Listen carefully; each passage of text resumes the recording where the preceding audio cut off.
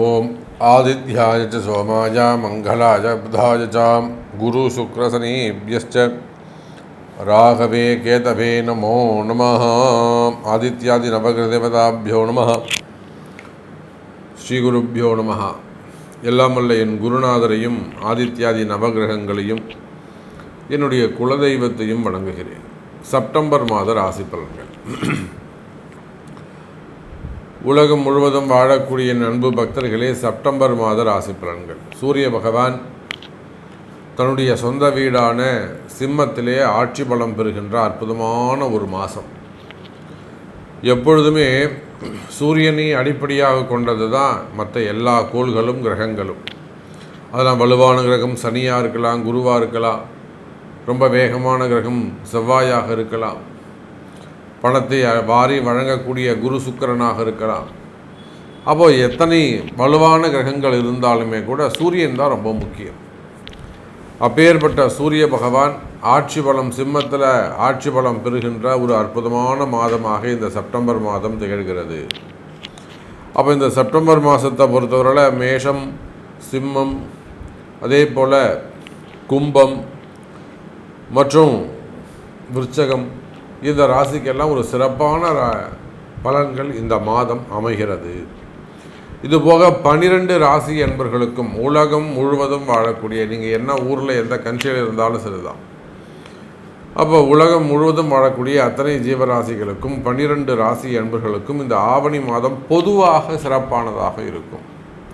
ஏன்னா சூரியன் சிறப்பான முறையில் இருக்கிறார். காலபுருஷனுக்கு 5ஆம் பாவத்தில் தன்னுடைய சொந்த வீட்டில் ஆட்சி பலம் பெறுகின்றார். ஏன்னா இப்போ சனி வேற வக்ரம் அடைஞ்சிருக்கிறாரு. சூரியனுக்கு சனியுடைய பார்வை கிடைக்கல. சனி சூரியன் சேர்க்கை இருக்குமே, ஆனால் அது அரசாங்கத்துக்கே ஆபத்து ஏற்பட்டிருக்கும். இப்போ கூட பார்த்தீங்கன்னாக்கா வங்காளதேசத்தில் நம்முடைய அருகாமையில் இருக்கக்கூடிய ஒரு நாடு வங்காளதேசம். இந்த பங்களாதேஷில் இப்போ இராணுவ புரட்சி ஏற்பட்டிருக்கு. இந்த பக்கம் பாகிஸ்தான்லேயும் பிரச்சனையாக இருந்துக்கிட்டு இருக்கு. அதே போல் ஈராக் அங்கேயும் கொஞ்சம் ப்ராப்ளமாக இருந்துக்கிட்டு இருக்கு. அப்போ இந்த கிழக்கிந்திய அந்த நாடுகளுக்கெல்லாம் பிரச்சனைக்கு காரணம் இந்த சனி பகவானுடைய வக்ரம்.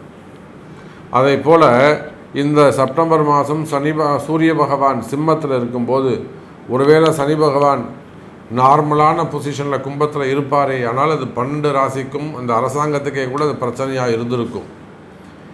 நல்ல வேளை அந்த சனி பகவான் வக்ரம் அடைஞ்ச காரணத்தினால் 12 ராசி அன்பர்களுக்கும் நல்ல சுபத்துவமான பலன்கள் அரசாங்கத்துக்கும் அரசியல் தலைவர்களுக்கும் நாட்டுக்கும் நாட்டு மக்களுக்கும் விவசாயத்திற்கும், மாடு கன்று வச்சுருக்கக்கூடியவங்க, தோட்டந்தொடர்பு வச்சுருக்கக்கூடியவங்க, நீர்ப்பாசனத்தை நம்பி இருக்கக்கூடியவங்க, மெயினாக விவசாயம் செய்யக்கூடிய என் அன்பு சகோதர சகோதரிகள், அப்போ இவங்க பொதுவாகவே இந்த நாட்டிற்கு இந்த செப்டம்பர் மாதம் ஒரு சிறப்பான நல்ல புண்ணியமான பலன்களை தரப்போகுது.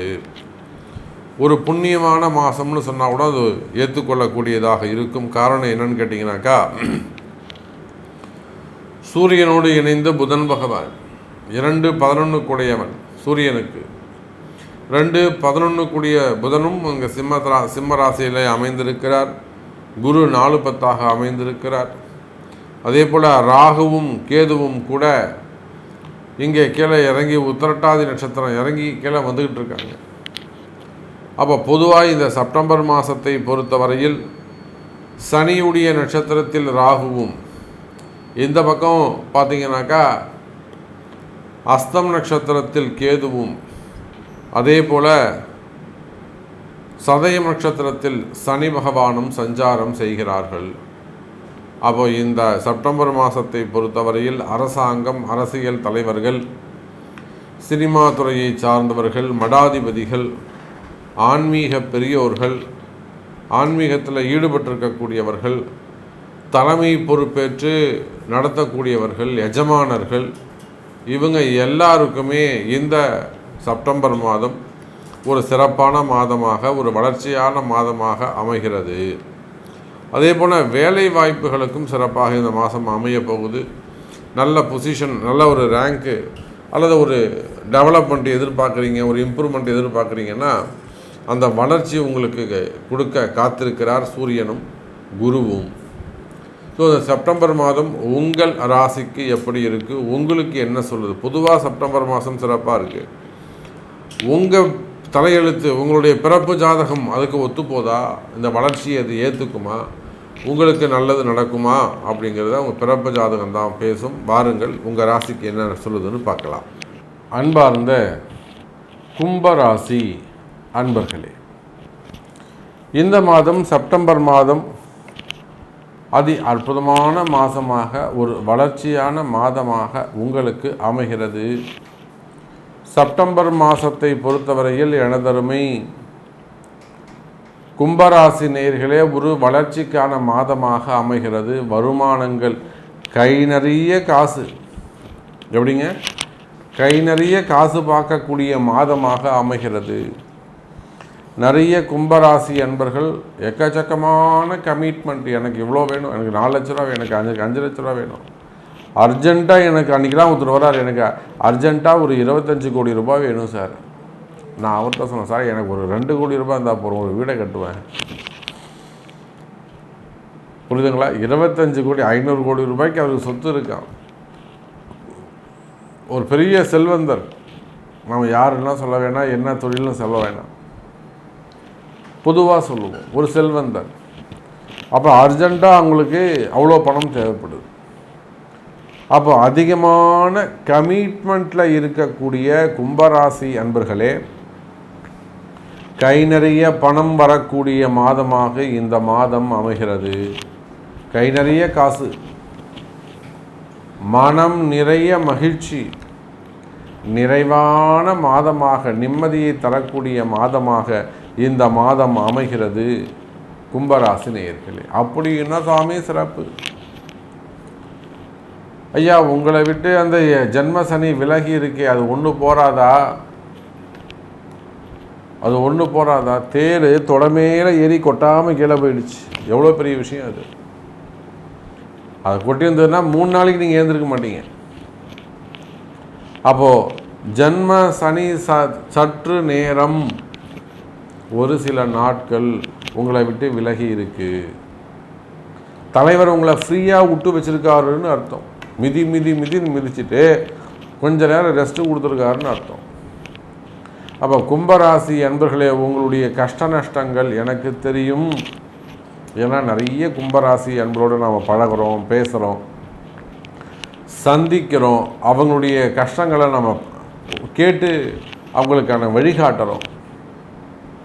அப்படி பார்க்கின்ற பொழுது கும்பராசி அன்பர்களே, இந்த ஆவணி மாதம் உங்களுடைய துன்பம் நீங்கக்கூடிய மாதமாக, உங்களுடைய துன்பங்களுக்கான நிவர்த்திக்கான மாதமாக இந்த மாதம் அமைகிறது.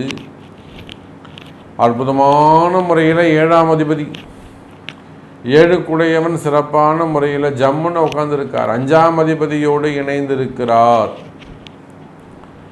5க்கும் 8க்கும் உடையவனோடு இணைந்திருக்கிறார். திடீர் அதிர்ஷ்டங்கள் வருவதற்கு வாய்ப்புகள் உண்டு. நீங்கள் என்றைக்கோ கஷ்டப்பட்டு ஒரு வேலை செஞ்சுருப்பீங்க. அன்றைக்கி அந்த ஊழல் உங்கள்கிட்ட சண்டை போட்டு உங்களால் காசு கொடுக்க முடியாது படா அப்படின்ட்டு இருப்பாங்க. சார், நான் கஷ்டப்பட்ட சம்பளம், வேர்வை சிந்துறது, ஓட்டி காசு, அந்த காசு, இந்த காசு, எக்ஸ்ட்ரா காசு, 10 பைசா கொடுக்க முடியாது, ஓடி போயிட்டு வாங்குவேன். அந்த காசை இப்போ கூப்பிட்டு உங்களுக்கு மனசு வச்சு கொடுத்துருவான். இந்த நீங்கள் தரணும் இல்லை, இந்த ஒரு 10 ரூபா வச்சுக்கப்போ. வராத பணங்காசுகள் வந்து சேரும். அதுதான் கை நிறைய காசு. 8 திடீர் அதிர்ஷ்டம். உடனே மலேசியாவில் இருக்கக்கூடியவங்க, சிங்கப்பூரில் இருக்கக்கூடியவங்க, எனக்கு நம்பர் சொல்லுங்கள் சாமின்னு ஃபோன் போடக்கூடாது. திடீர் அதிர்ஷ்டம்னு சொன்னோடனே எனக்கு நம்பர் சொல்லுங்கள் சாமி, அதிர்ஷ்டம் சொல்லுங்கள், அது எல்லாம் திடீர் அதிர்ஷ்டம். நம்ம எத்தனையோ இந்த கேரளாவில் இருக்கவங்கள பார்க்குறோம், தானாக ஃபோன் பண்ணுறாங்க. சாமி, எனக்கு இத்தனை லட்ச ரூபா விழுந்திருக்கு, எனக்கு 1.5 லட்ச ரூபா விழுந்திருக்கு, ஒருத்தருக்குலாம் இன்றைக்கி 16 லட்ச ரூபா விழுந்திருக்கு. அதுதான் அதிர்ஷ்டங்கிறது தானாகவே விழுந்துடும். நீங்கள் ஒன்றும் தேடி போக வேணாம். இப்போ நிறைய பேர் அந்த புதையல் மாட்டினா அதில் போய் சிக்கலில் மாட்டிக்கிறாங்க. உங்களுக்கு கிடைக்கணும்னு ஆண்டவன் தீர்மானம் செய்திருந்தால் உங்கள் கைக்கு அது சேரும். நீங்கள் அதை போய் குத்தி நோண்டி எடுத்து ஒன்றும் செலவு பண்ண வேணாம். அதெல்லாம் ஏமாத்து வேலை. எத்தனையோ அன்பர்களுக்கு நான் சொல்வது உண்டு. நியாயமான முறையில் நடந்துக்கணும். 5 லட்ச ரூபா 6 லட்ச ரூபா ஏமாந்துட்டு என்கிட்ட வருவாங்க. 2000 ரூபா ஜாதகத்தை சொன்ன சாமி அப்படின்வாங்க. அப்போ உனக்கு அவன் தாமா கரெக்டு, நீ எங்கேயே போய் பாருங்க அப்படின்ட்டு. அப்போ இதை போல் பல இடங்களில் ஏமாற்றம் அடைந்த கும்பராசி நேயர்களே. ஏன்னா நீங்கள் எத்தனை இடத்துல ஏமாந்துருக்கிறீங்க. ரொம்ப அதிபுத்திசாலியாக இருப்பாங்க, ரொம்ப திறமசாலியாக இருப்பாங்க. பேசும்போது அப்படியே வேகமாக பேசுவாங்க. அப்புறம் இது என்ன சொல்லுவீங்க, கரெக்டாக சொல்லுவீங்களா, கொடுக்க தருவீங்களா, எவ்வளோ நேரம் பேசுவீங்க? அப்போவே அவன் ஏமாற போகிறான்னு அர்த்தம். அவன்கிட்ட பணிவு இல்லை, அவன் ரொம்ப ஜாக்கிரதையாக இருக்கிறதா நினைப்பான் அவனுக்கு. அப்போது இதை போல் ஒரு உதாரணத்துக்காக சொல்கிறேன், இதை போல் பல இடங்களில் ஏமாந்திருக்கின்ற கும்பராசி நேயர்களே, அது வேலை செய்கிறவங்களாக இருக்கலாம், தொழில் செய்கிறவங்களாக இருக்கலாம், பிஸ்னஸ் பண்ணக்கூடியவங்களாக இருக்கலாம், உள்நாடாக இருக்கலாம், வெளிநாடாக இருக்கலாம், அரசு அதிகாரிகளாக இருக்கலாம், காவல்துறை அதிகாரிகளாக இருக்கலாம், ஏன் வந்து ஐஏஎஸ் ஐபிஎஸ்ஸாக இருக்கலாம், உயர் பதவிகளில் இருக்கக்கூடிய director, chairman, secretary, chief secretary, ஒரு அமைச்சர் பெருமக்களாக இருக்கலாம். யாராக இருந்தாலும் கிரகம்தான் ஜெயிக்கும், நீங்களோ நானோ ஜெயிக்க முடியாது. பிளானட்ஸ் வில் பி வின், அதுதான் வின் பண்ணும், கிரகம்தான் ஜெயிக்கும். இதை எடுத்து சொல்கிறதுக்கு தான் ஒரு குரு உங்களுக்கு வழிகாட்டுவதற்கு ஒரு நல்ல உண்மையான குரு தேவை. அப்போ கும்பராசி என்பர்களே, உங்களுடைய கஷ்டங்கள் விலகக்கூடிய மாதமாக இந்த மாதம் அமைகிறது. சற்று புரிஞ்சுக்கணும், கால சூழ்நிலையும் கிரகமும் என்ன சொல்லுகிறதோ அதை கவனித்து செயல்படுவீர்களே, பின்பற்றுவீர்களே, ஆனால் வெற்றி உங்களுடையது. இவ்வளோதாங்க வாழ்க்கை. இதுக்கு ஏன் கஷ்டப்படுறீங்க?